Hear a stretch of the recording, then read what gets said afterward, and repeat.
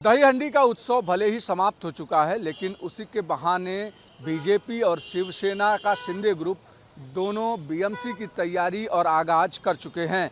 जिस तरीके से मुख्यमंत्री और उप मुख्यमंत्री दोनों लोग पूरे मुंबई और ठाणे के हर बड़े दही उत्सव मंडल पर गए और राजनीतिक दही हंडी को फोड़ा।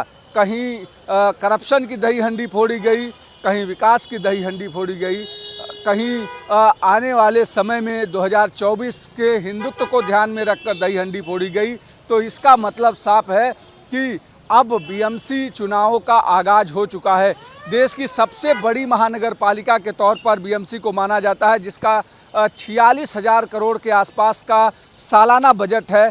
इतना बजट देश के करीब 7 से 8 राज्यों के बजट से ज़्यादा बड़ा कहा जा रहा है। और ऐसे में बीएमसी चुनाव को ध्यान में रखते हुए बीजेपी को और शिंदे ग्रुप को लगता है कि उस पर सरकार का सत्ता का काबिज होना ज़रूरी है, क्योंकि अगर वहां पर काबिज होते हैं तो निश्चित तौर पर ये उद्धव ग्रुप के लिए एक बड़ी हार होगी। क्योंकि पिछले करीब 30 सालों से बीएमसी पर शिवसेना का कब्जा है, लेकिन अब शिवसेना के 2 ग्रुप होने की वजह से, उद्धव ठाकरे ग्रुप और शिंदे ग्रुप होने की वजह से अब बीजेपी को लगता है कि ये वो समय है जब आसान है कि बीएमसी पर कब्जा किया जाए और बीजेपी का मेयर बिठाया जाए और इसके लिए शिंदे ग्रुप की मदद ली जाए। और इसको ध्यान में रखते हुए आज बीजेपी ने एक बड़ा कार्यकर्ताओं का एक मेला लगाया है, यानी सम्मेलन किया है, जिसमें सभी वार्ड अध्यक्षों को बुलाया गया है और उन वार्ड अध्यक्षों को आज ये बता दिया जाएगा कि आने वाले समय में किस तरीके से बीजेपी की रणनीति होगी और किस तरीके से बीजेपी आगे बढ़ेगी। क्योंकि बीजेपी का जो सबसे प्रमुख जो नारा है कि मेरा बूथ सबसे मजबूत, इस नारे को आज प्रमुखता से समझाया जाएगा और बीजेपी के सभी बड़े नेता आज इस मंच पर होंगे।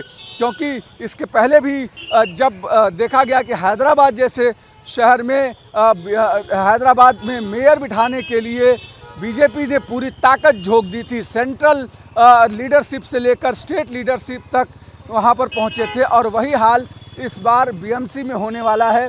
और बीएमसी में बीजेपी अपना मेयर बिठाने के लिए हर शख्स तक पहुंचने की कोशिश कर रही है। 3 अलग अलग चीज़ें अगर ध्यान में दें तो पहले झंडे को लेकर के जो अभियान चलाया गया और तिरंगा लगाने की बात कही गई, बीजेपी के नेताओं ने सरकार की तरफ से और बीएमसी को इंस्ट्रक्शन देकर हर घर तक पहुंचा गया। दूसरा महत्वपूर्ण चीज़ ये रहा कि वंदे मातरम जैसे शब्द जो पोलराइजेशन के लिए बीजेपी देख रही है और इस तरीके के शब्दों का इस्तेमाल कर कहीं न कहीं उद्धव ग्रुप को बैकफुट पर लाने की तैयारी कर रही है।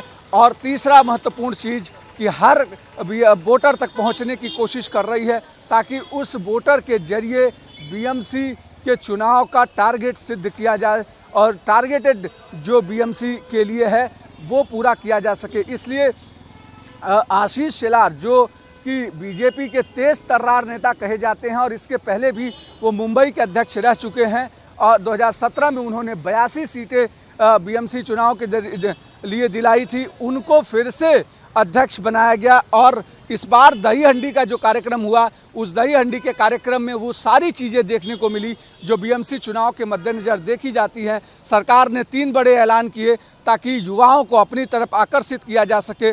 पहला कि सभी गोविंदाओं को 10 लाख का बीमा कवर दिया गया। दूसरा, सभी गोविंदाओं के लिए अगर वो गंभीर तौर पर बीमार होते हैं तो उनके लिए भी कवच दिया गया और गोविंदा जैसे खेल को क्रीड़ा में शामिल किया गया। इससे साफ होता है कि आने वाले समय में बीएमसी का चुनाव काफ़ी महत्वपूर्ण होने वाला है। वीडियो जर्नलिस्ट स्वप्निल के साथ अभिषेक पांडे, न्यूज़ नेशन, मुंबई।